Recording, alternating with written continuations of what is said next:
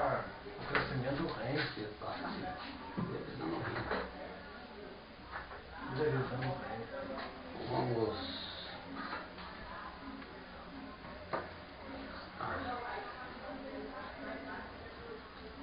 estar dando continuidade ao nosso assunto.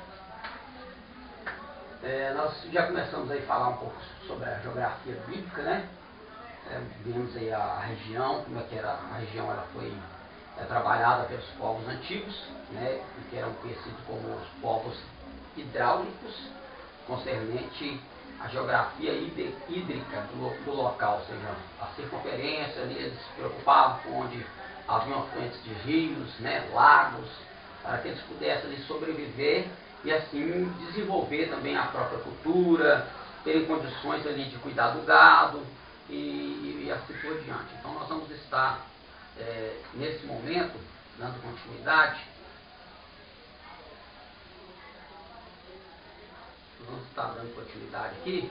Nós vamos falar um pouquinho também, nós vamos entrar aqui no assunto, falando sobre a localidade da terra de Israel, né? Ali no Crescente Fértil. Nós vamos falar dessas nomenclaturas, né? Quando eu comecei a dar uma pincelada sobre isso, essas nomenclaturas que a própria terra ela vai receber, né? Devido à mudança de habitante ou a visão que quem estará de fora vai apresentar acerca de quem está habitando na localidade. Isto porque não somente o próprio povo de Deus dará nome à terra, mas aqueles que estão de fora também colocarão esses nomes, né? E isso aí vai correr dentro da sua circunvizinhança. Então nós vamos ter aí a terra dos amorreus, que são os habitantes primários, né, ali da terra do Crescente Fértil. Então esses amorreus, eles são os habitantes da terra que Deus vai dar para o povo dele. Então quando o povo chegar ali, eles vão ter que conhecer os amorreus, os heveus, os heteus, os girgazeus, os jebuseus, né, os filisteus, os amorreus. Então eles vão lutar com esses tantos de erros aí, né, e para poder conquistar a terra, né.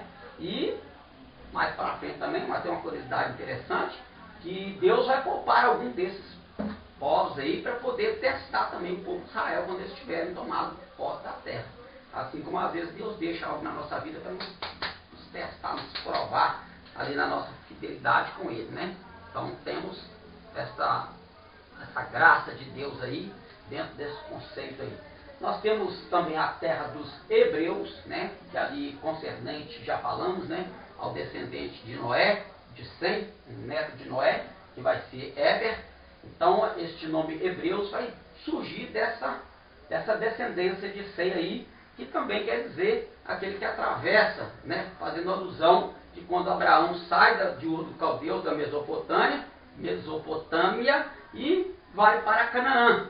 Então esse nome Éber também ele estará aí incutido nessa expansão desse território. Nós vamos ter a terra de Israel. Essa terra de Israel ela vai receber essa nomenclatura a partir de Josué. Então quando Josué atravessar o Rio Jordão com o povo para poder conquistar a terra de Canaã, então esse nome ele já vai começar a ser colocado, taxado no povo de Deus como na terra, né, que manda leite e mel, que nós vimos lá, que é quando Deus fala assim que sobre a terra que manda leite e mel, ele está fazendo uma colocação poética acerca da fertilidade da terra. Então essa é uma das primeiras características de nomenclatura que a terra recebe, numa visão poética, é quando ele vai ser dito que a terra mana leite e mel.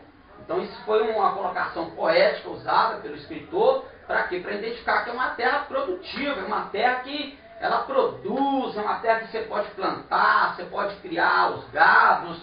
Então por isso deu esse primeiro nome de terra que manda leite e mel. Então Josué, ele entrando nessa terra que manda leite e mel, vai começar a se dizer terra de Israel, porque ele começa a conquista da terra, né?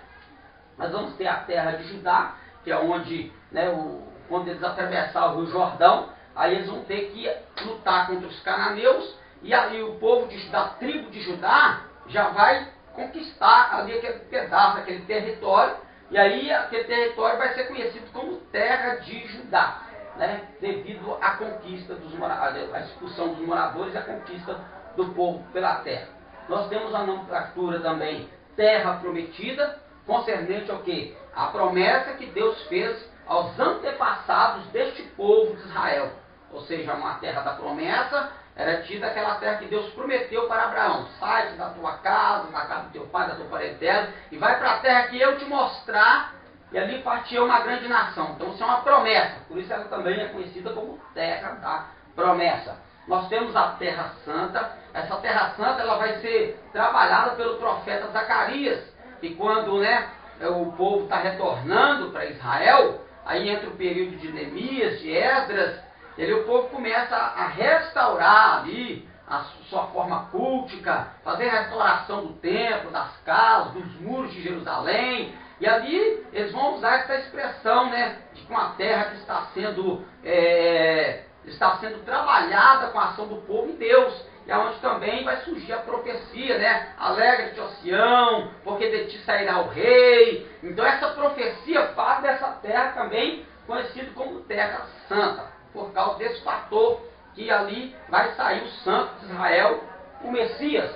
E nós temos o último nome, que é o nome que está predominando nos dias de hoje, no século XX, Palestina.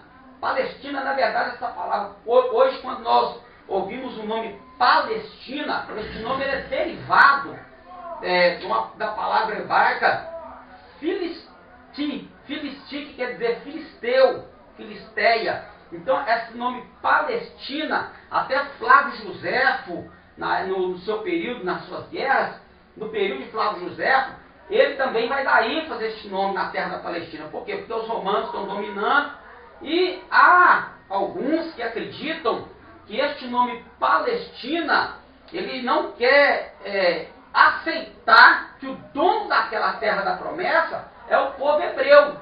Eles não querem, eles querem apagar da memória de todas as nações que aquela terra verdadeiramente é uma terra prometida ao povo hebreu, ao povo que Deus escolheu para levar o seu nome, e através dele estar no meio deste povo, as outras nações verão o Deus dos hebreus. Então, quando este nome ele foi dado ênfase, ele está dando ênfase segundo alguns estudiosos, é para apagar da memória do povo, das nações, a ação de Deus, e que este povo é dono daquela terra. Tanto é que a profecia que nós vemos no livro do profeta Ezequiel sobre o vale de ossos secos, aquilo é uma profecia que está em andamento de cumprimento. Ela começou o seu cumprimento em 1948, quando Israel foi decretado novamente um Estado, uma nação. Então, diz que cada ano, mais de 10 mil judeus cada ano estão se preocupando em retornar para lá, uma restauração dos ossos secos. É um vale sendo restaurado, é um povo sendo colocado de pé, onde no versículo 14, Deus vai dizer: e vereis que eu, Senhor, fiz isto. Então Deus ele já está, isso é uma profecia que está em andamento, tá? Dessa restauração do povo de Israel. E nós sabemos que, biblicamente, a capital de Israel, biblicamente, é Jerusalém. Não é Tel Aviv. Tel Aviv é uma capital que foi introduzida agora no nosso século. Então, eles querem o quê?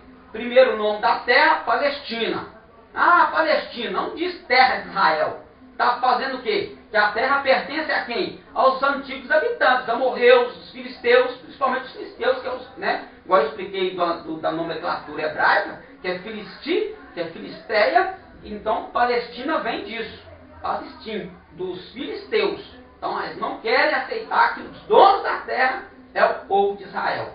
Isso aí, mudando capital, mudando o nome da terra, mas o nosso Deus está trabalhando e nós temos visto a mão do Todo-Poderoso. Então nós vamos ler um pouco sobre essa pincelada que eu dei sobre esses nomes, tá? Nós entendemos um pouco mais aí na íntegra aí. Nós temos a terra dos hebreus, de conformidade com a árvore genealógica de Sem, os israelitas são descendentes de Éber, o território judaico, Por este motivo, era conhecido ainda como Terra dos Hebreus. Nesses rincões, os santos patriarcas forjam a nacionalidade hebraica e deram corpo e colorido ao seu idioma. A palavra hebreu, entretanto, segundo alguns exegetas, pode significar de igual modo o que vem do outro lado, ou seja, aquele que atravessa, ou da além. Trata-se de uma referência à peregrinação abraâmica de Ur a Canaã. Todavia, preferimos a primeira explicação, por estar mais de acordo com os reclamos da língua hebraica. Então, isso aí também, né, concernente até a preservação da língua, do idioma, o hebraico, né? Mas nós sabemos que naquela época o hebraico era o paleo-hebraico, né? Que nós já até estudamos sobre o hebraico, mas era a língua desenvolvida. Então, o próprio idioma, nós vemos aí que até o próprio idioma, ele concorda com o povo, né? Ele não tem igual nós somos brasileiros, nós falamos português. Brasileiro fala brasileiro? Não, brasileiro fala português. Nós temos um português até dentro da nossa própria gramática, né? Porque hoje, se você for em Portugal, que é a nação oriunda da nossa língua, o português lá é totalmente diferente do nosso. A gente consegue entender um português falando, né, com aquele sotaque lá europeu dele, né? Mas algumas palavras que nós temos no português, nós temos que tomar muito cuidado de falar em Portugal, porque às vezes nós estamos falando um palavrão. Para nós aqui tem um sentido, mas lá em Portugal, essa palavra tem outro sentido totalmente diferente. Até é perigoso a gente ir para Portugal e sair falando qualquer coisa lá, achando que a gente está abafando, né? A gente sabe falar o português, a gente não sabe. Nós somos um povo colonizado, nós não temos uma língua pura, né? A gente viaja pelo nosso país, nós vemos que cada estado tem um sotaque diferente, uma maneira diferente de falar. Por mais que às vezes pareça uma língua vulgar, ou seja, uma língua que é falada por todo mundo, quando digo língua vulgar, não digo língua vulgar no conceito preconceituoso. Eu digo vulgar no jeito de falar, é o falar comum do povo, né? O português brasileiro é um português vulgar, que o povo todo aqui conhece, mas mesmo a gente conhecendo, a gente vai para outros estados e nós temos aí essa diferença de sotaques, porque nós somos um povo colonizado, né? O único brasileiro de raiz mesmo são os indígenas brasileiros, tá? Os indígenas brasileiros, os Tupi, Tupi-Guarani, os Tapajós, os que ainda, e alguns que ainda, eles têm a sua cultura e têm o seu dialeto puro, desde quando eles aqui já estavam, quando os colonizadores chegaram. Então, né, muitos ainda estão mantendo essa língua. Então, Canaã, a terra dos hebreus, ela faz essa preservação idiomática. Por mais que o hebraico hoje, o hebraico falado hoje, né, nos nossos dias, conhecido como hebraico moderno, mas ele ainda tem a sua raiz original, né? Por mais que a língua ela está sofrendo, como todo idioma sofre no passar dos anos, né? Nós até aprendemos lá que o aramaico ele foi desenvolvido no período do cativeiro, né? Onde no período do cativeiro ali do profeta Daniel, então o aramaico ele vai ser desenvolvido ali naquele contexto, né? Mas ele tem uma raiz hebraica, né? Ele tem uma raiz hebraica. No período de Jesus também se falava o aramaico, o hebraico, falava outros idiomas, mas concernente aqui ao nosso assunto aqui, da preservação do idioma, nós podemos ver que o fato de chamar terra dos hebreus também dá a conotação da sua cultura, da sua língua. Então até o conceito da terra aí foi preservado, né? Terra de Israel. Sob o comando de Josué, os israelitas tomaram Canaã no século 15 a.C. A partir de então passaram as possessões cananeias a ser designadas desta forma, terra de Israel. Não há nomenclatura tão apropriada como essa. Ela encerra encerra a maioria das promessas divinas a Abraão e compreende a essência das realizações terrestres do milênio. Esse é o nome mais comum da Terra Santa, né? Que hoje é século XIX, século XX, é falado aí sobre essa Terra Santa, aí, desde lá do período do retorno do povo judeu, né? Então, nós vemos aí que esse nome de Israel, Terra de Israel, ela foi estabelecida no período em que Josué foi conquistando, ele foi colocando os cananeus, os amorreus, aqueles povos lá que habitavam, os povos antigos que habitavam lá, e de que eles foram conquistando, eles já foram falando, esse território que pertence a Israel, o povo de Deus, Israel, né? Isso é interessante, cultura interessante. Após o cisma do reino salomônico, essa nomenclatura passou a designar, qual nomenclatura? Terra de Israel. Passou a designar apenas as terras ocupadas pelas 10 tribos do norte, quando houve a divisão. Então, quando houve a divisão das 10 tribos do norte e as tribos do sul, foi naquele período que Roboão ele vai ficar a cargo de 10 tribos e Jeroboão ficar a cargo de 2 tribos. No caso, Benjamim, né? E a minha tribo de Benjamim e o povo de Judá que vai ficar com ele. Então aí vai dividir reino do norte e reino do sul, então divide também aquela terra. Ali fica a terra do reino do norte, reino do sul, terra de Israel, terra de Judá, né? Então faz essa divisão aí, ó.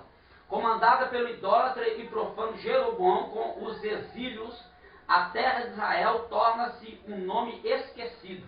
Durante mais de 2000 anos, o território israelita recebeu as mais vexatórias alcunhas. No entanto, com a criação do moderno Estado de Israel, todo escárnio que pensava sobre os descendentes de Jacó foi tirado. Entendeu? Então, é aquilo que eu expliquei sobre a questão da Palestina aqui.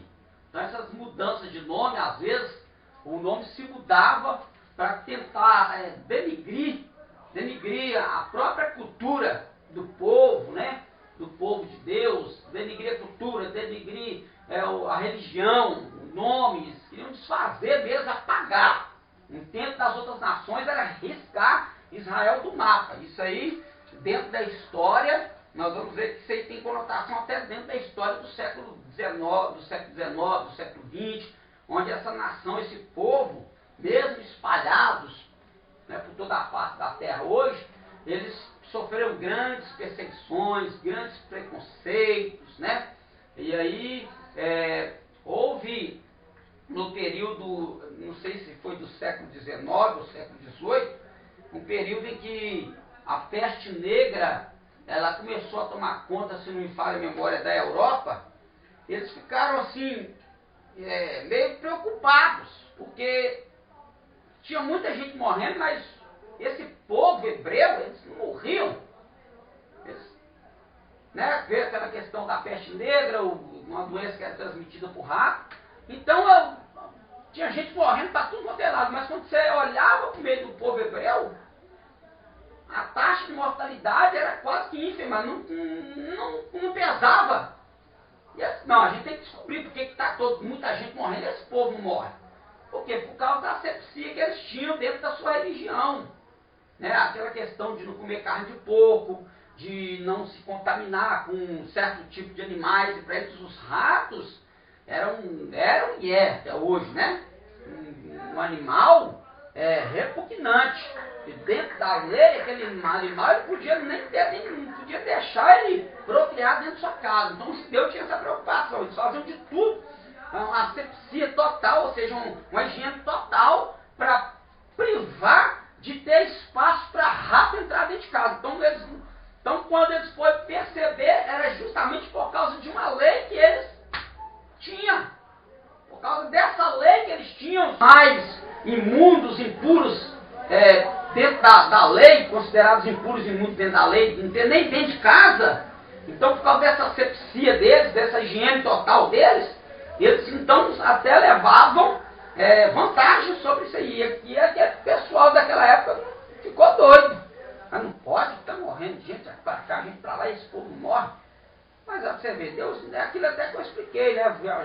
Já falei um pouquinho sobre isso, sobre a questão da circuncisão. Então, muitas leis que Deus, né? Quando nós entramos no livro de Levítico, nós vemos que a lei da asepsia que Deus ele vai dar para o seu povo, nada mais era para proteger o povo de muitas coisas, muitas doenças, pestes, e isso aí. Então, quando eles mudam o nome, eles querem apagar, né? Nós vimos aí que na Guerra Mundial que o Hitler, a preocupação do Hitler era gerar uma raça pura, mas para ele, o professor lá terça-feira, ele até falou que eles mediam até o nariz dos judeus, eles mediam para saber se o cara era judeu de verdade mesmo. Até o nariz do camarada era medido. Tinha uma medida lá, um cálculo lá que eles faziam para saber se até pelo nariz, pela curvatura do nariz, a forma do nariz, se o camarada era judeu ou não. Né? Então, você vê. Né? Então, é uma coisa terrível. A intenção era destruir. Então, mas, como foi dito aí, né?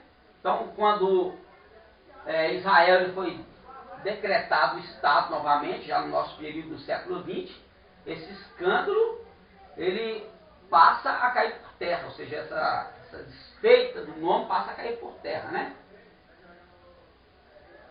Terra de Judá. Depois de vencer os cananeus, Josué passou a dividir a terra da promessa. Coube à tribo de Judá uma herança localizada no sul dessas inebriantes possessões. O território herdado pelo mais intrépido e bravo filho de Israel ficou conhecido como terra de Judá. Então é aquilo que eu expliquei, né? Através da possessão das terras, eles vão dando nome. Mas lembrando que por mais que cada tribo, tá? Cada tribo vai receber uma possessão dentro da terra, na divisão, essas tribos darão nome, eles colocarão o nome da tribo.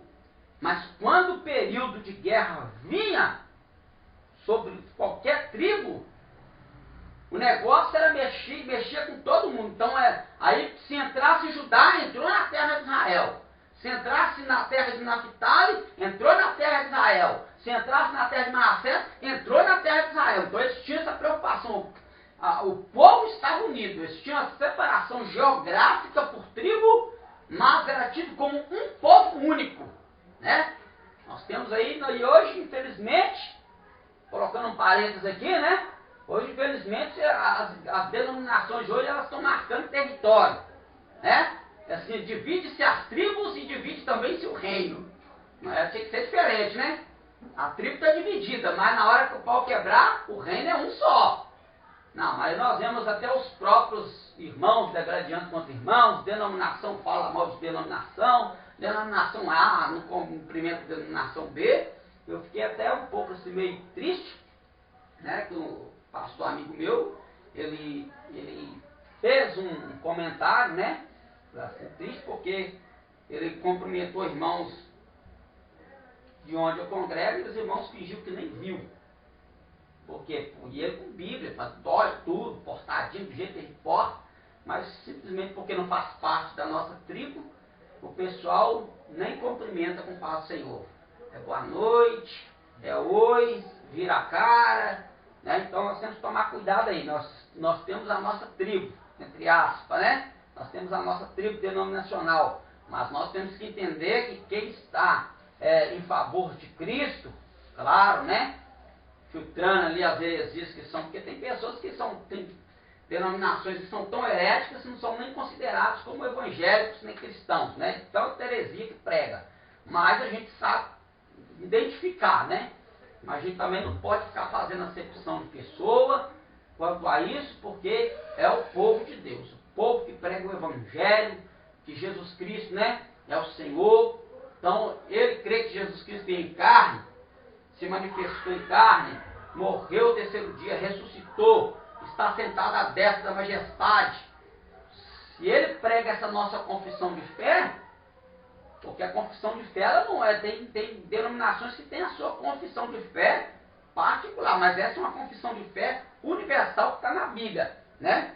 Quando o João vai dizer que aquele que vem ter convosco não traz essa doutrina, ele não está falando de doutrina de uso e costume, não. Ele está falando daquele que confessa que Jesus vem em carne, que Jesus é o Senhor. É isso que ele está falando. Então, muitos dos nossos pegam aquele versículo lá: se alguém vem ter convosco não traz essa doutrina, nem o cumprimenteis, nem o saudeis, nem receber em casa, porque não faz parte das suas obras. Não está falando nada de uso e costume ali. Está falando daquele que não confessa que Jesus veio em carne, que ele é o Filho de Deus, que ele diz que lá, é só ler o texto, está tudo lá. Então isso aí é uma confissão de fé universal de todo cristão. Todo cristão confessa que Jesus veio em carne, morreu, ressuscitou, terceiro dia, está sentado à destra de Deus Pai, ele está a favor do reino, né? Fecha parênteses, voltemos ali. Então é complicado isso, né? Contudo, após o cisma do reino davídico, ocorrido no ano 931 a.C., essa designação passou a incluir também as terras ocupadas pela tribo de Benjamim. Terminado o cativeiro babilônico em 538 a.C., o povo de Judá retorna a sua herança sob o comando de Zorobabel. Então ali, no período de Davi, essa divisão, aí Davi vai e une toda a terra como terra de Israel, porque aí ele vai começar a ser conclamado como rei pelas tribos, né? Aí depois que, por mais que ele foi ungido por Deus, né, pelo profeta Samuel, ele esperou que Saul fosse deposto do trono para ele tomar posse. Então, ele foi ungido rei 2 vezes em Israel. Tá? Duas vezes ele foi ungido pelo povo, né? Por Deus ele foi ungido uma só pelo profeta, mas ele foi aceito, ungido pelo povo, conclamado como rei por 2 vezes, porque as tribos estavam divididas. Mas quando ele ascende ao trono, quando ele vai para o trono, aí ele unifica tudo isso como terra de Israel, né? Maravilha.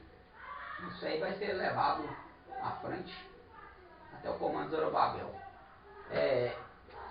Inspirados pela liderança eficaz de Neemias, pela erudição de Esdras, pelo zelo sacerdotal de Josué e pelo fervor de Josué, que não Josué lá do Moisés não, tá? Isso aí é um sumo sacerdote.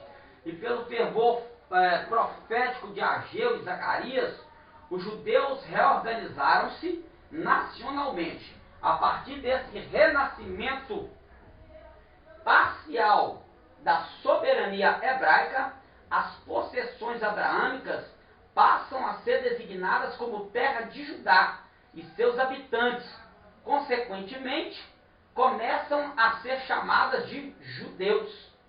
Então, esse nome judeus vai começar a ter uma ênfase mais plausível no meio do povo, mais concreta no meio do povo, deste período pós-exílio.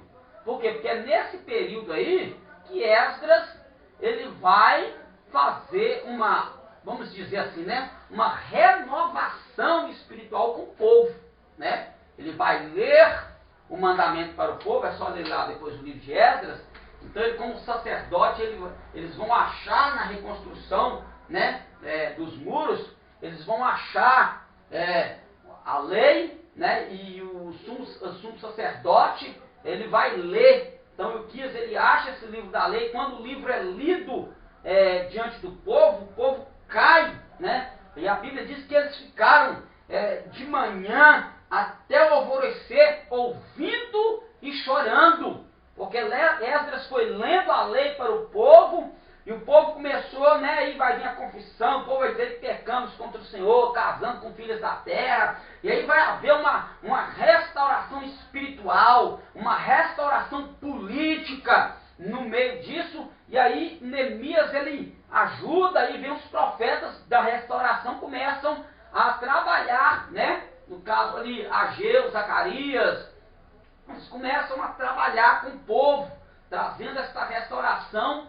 porque vai começar com o povo de Judá, né? Então, muito importante aí, vai chamar judeu, por quê? Porque aí a religião dos hebreus, que é o judaísmo, ele vai começar a ter ênfase aqui. E é aqui nesse período de Esdras que vai como não tem mais o templo, então como é que nós vamos fazer? Não tem mais o templo para sacrificar, para fazer toda aquela, como é que eu posso dizer, toda aquela liturgia de sacrifício, não tem como fazer, porque tinha que ser feito no templo. Então o que eles vão fazer? Eles vão então agora reorganizar as sinagogas. Então cada cidade, cada tribo vai ter uma sinagoga em cada região. Nessa sinagoga vai ter alguém separado, escolhido, para estar lendo a lei, lendo a Torá para o povo. Lendo ali, aí vai surgir os livros aí nesse período, né? Vão surgir os livros, vão começar a ser desenvolvidos também muitos livros nesse período. Mas é aí que a religião judaica vai ganhar uma ênfase. E aí nesse inteirinho vai surgir os fariseus, os saduceus e os essênios. Essas três linhas, né, religiosas, elas vão surgir nesse período aí da restauração. Né? Então aí surgem essas três linhas religiosas aí, essas três escolas religiosas vão surgir também nesse período aí, devido à organização das sinagogas, tá? Então as escolas vão começar a aparecer aí nesse período aí. Maravilha, né? Então Deus ele sempre vai ter, ele sempre vai ter uma ação sua já preparada para poder cuidar do seu povo. Terra prometida, nós pincelamos aqui no século 20 a.C., Deus fez a seguinte promessa a Abraão: sai-te da tua terra, da tua parentela e da casa de teu pai, para a terra que eu te mostrarei, e far-te-ei uma grande nação, abençoar-te-ei, engrandecerei o teu nome, e tu serás uma bênção, e abençoarei os que te abençoarem, amaldiçoarei os que te amaldiçoarem, em ti serão benditas todas as famílias da terra. Hoje em dia ninguém quer ser uma bênção, quer uma bênção, né? O povo hoje em dia quer uma bênção, eu quero uma bênção. Mas Deus está falando que nós temos que ser uma bênção, né? Porque se nós formos uma bênção, a bênção de Deus estará sobre nós. Assim partiu Abraão, como o Senhor lhe tinha dito, e foi Ló com ele. E era Abraão da idade de 75 anos, quando saiu de Harã. Gênesis capítulo 12, versículo 1 ao 4. Com essa sublime promessa de Deus a Abraão, o território israelita passou a ser conhecido como Terra da Promessa. Este nome poético e trágico evoca as mais elevadas recordações na peregrina alma do povo escolhido. Então, terra prometida, porque eles tinham que, né? Então Deus vai dizer para Abraão: olha, Abraão, percorra essa terra na sua largura, no seu comprimento, porque a ti a darei por herança. Então Deus já estava mostrando para Abraão que ele não ia ficar somente ali, né? Paradinho ali nos cavalhares de Manres, próximo, né? Ali próximo a Sodoma e Gomorra, o deserto. Nós tínhamos que percorrer a terra na largura, no comprimento, né? Só que Deus deu para ele o quê? Que ele tinha que sair da tenda para avistar as estrelas. O Senhor disse: olha, assim vai ser a sua descendência. Se você puder contar as estrelas do céu, então poderá ser contada a sua descendência. Só que Deus pediu para ele sair da tenda. Então tem momentos que para nós tomarmos posse da promessa, nós temos que sair da tenda. Se nós ficarmos dentro da tenda, a nossa visão é pequena. Nós não temos visão das coisas grandes de Deus quando estamos dentro da tenda. Vai dar uma mensagem: sai da tenda para ver as coisas grandes de Deus. Essa é a mensagem. Então vamos sair da tenda. Então Abraão precisou sair da sua tenda e percorrer a terra. Enquanto ficar dentro de tenda, a terra da promessa só fica na promessa, só fica na promessa. Não, é hora de conquistar a promessa. Então vamos sair da tenda para conquistar. Esse nome poético está ajudando a escolher. Tá?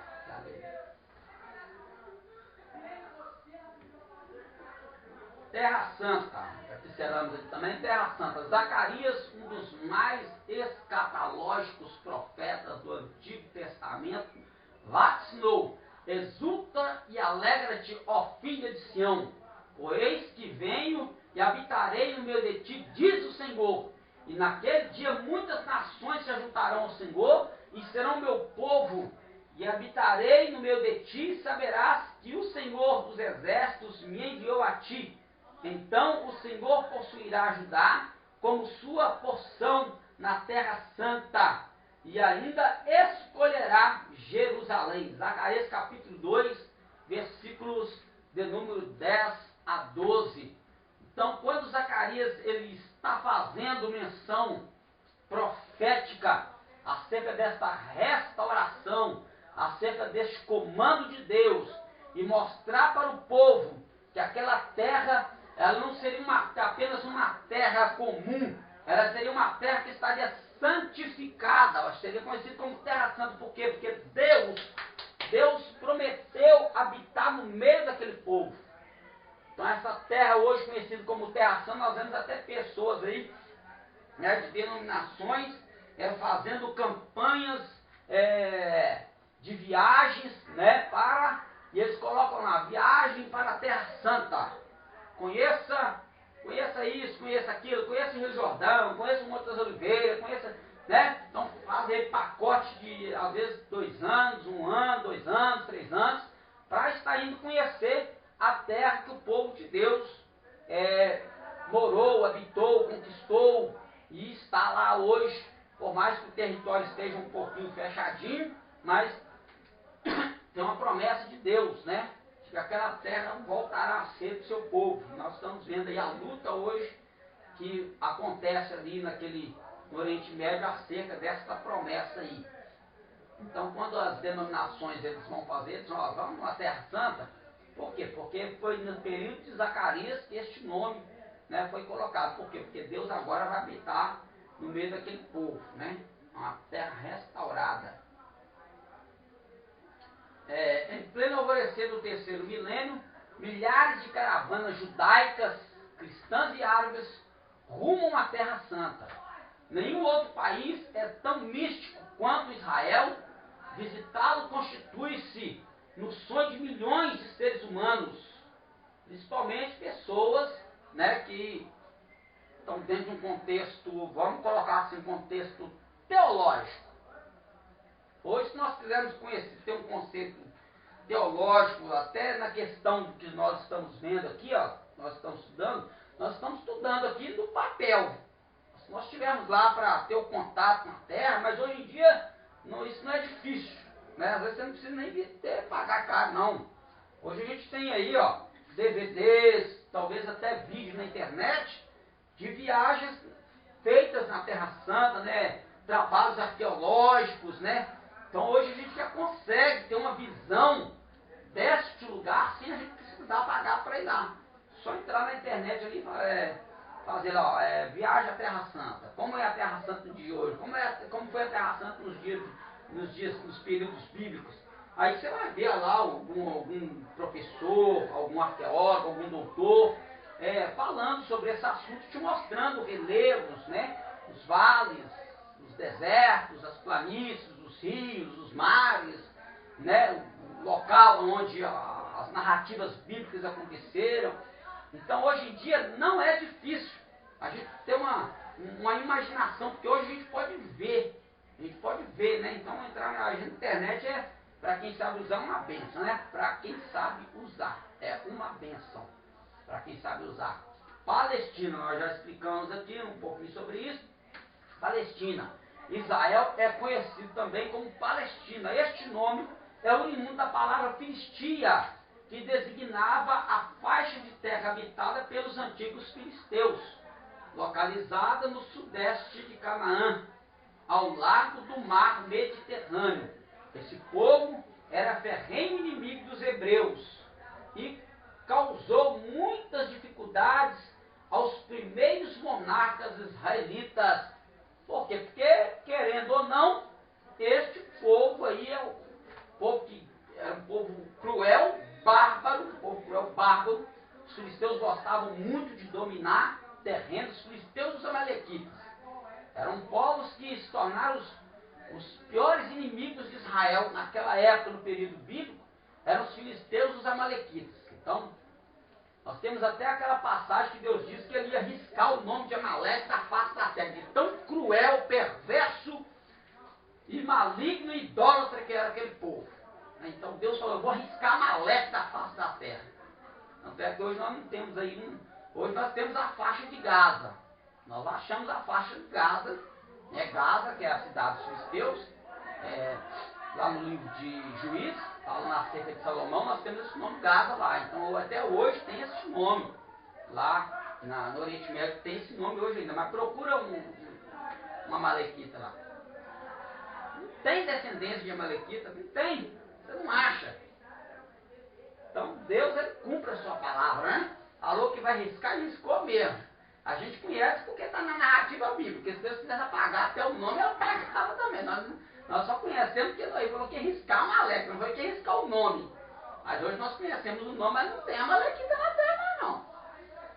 Então, talvez tenha descendência até de filisteu, né? Mas de Amalequita, talvez, tá? Não estou falando talvez, não sei se tem não. Mas Amalequita, filho, riscou-se, já era. Apagou a borracha mesmo. Mas mesmo que Deus, ele cumpre a sua palavra, né? Então esses dois povos, eles eram terrivelmente, porque eles sabiam que aquele terreno, que aquela parte ali da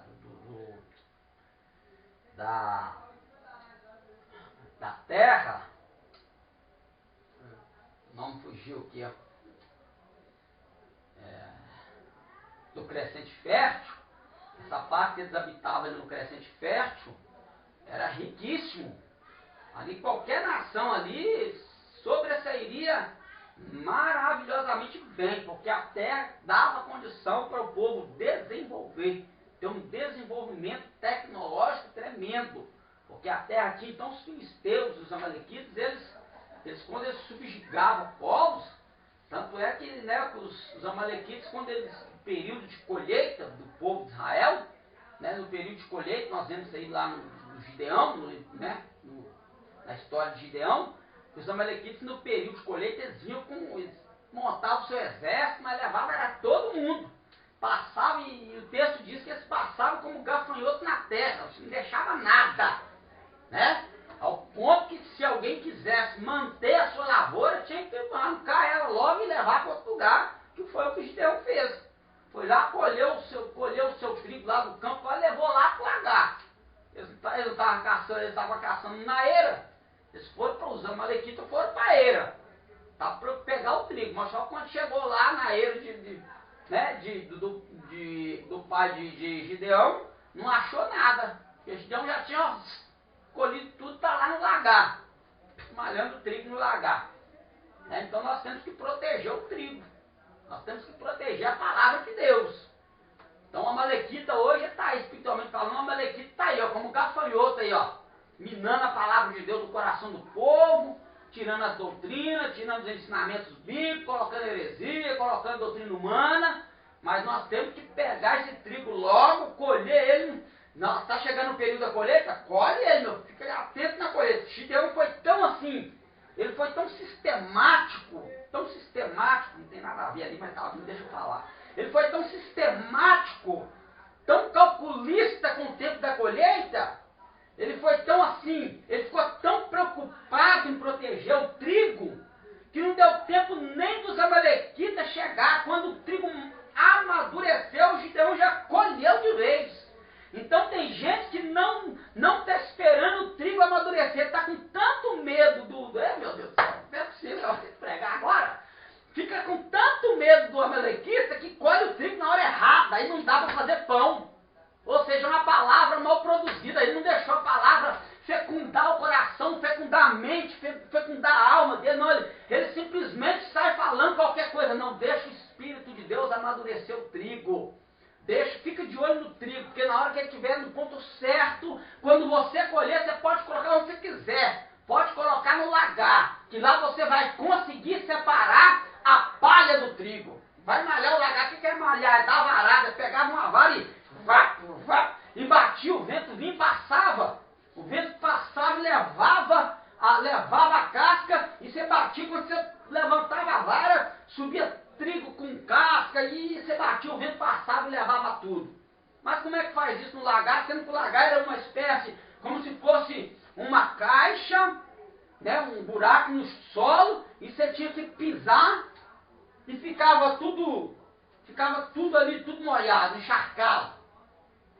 Quando Deus quer que você malhe o seu trigo, meu filho, não tem lugar encharcado para segurar. Palha não fica, palha sai. Mas se o seu trigo sai de lá, malhadinho sai. Então usa a vara. Usa a vara que Deus te deu. Malha o seu trigo no lagar. Passa seu trigo. Fechei. Vamos voltar para lá. Glória a Deus. Vou pregar sobre isso. Já comecei já, agora vou empolgar. Então, esses inimigos aí, os filisteus, os amalequitas, eles não gostaram de que Israel dominasse a terra em hipótese alguma. Mas Deus sempre moveu as suas mãos em favor do seu povo para preservar a terra. Deixa eu ver ali. Você vai dizendo que eu vou mudar a folha ali. No período neotestamentário, o historiador Flávio Joséfo cognominou todo o território israelita de Palestina, desde o domínio romano até a fundação do Estado de Israel, em 12 de maio de 1948. A terra dos judeus era conhecida em todo o mundo como Palestina. Atualmente, contudo, o nome de Israel tornou-se novamente predominante.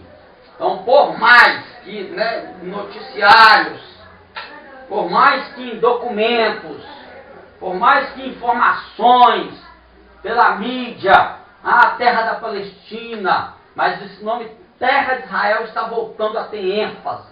Ou seja, essa terra tem um dono que foi tirado deles, mas eles vão retornar a ser o povo dono dessa terra. Então, os árabes podem fazer o que eles quiserem. Se tiver que transportar o domo da rocha lá, que é a mesquita que foi construída, segundo alguns estudiosos, no local do templo, como vai tirar, não sei, mas que vai ser tirado, vai. Por quem?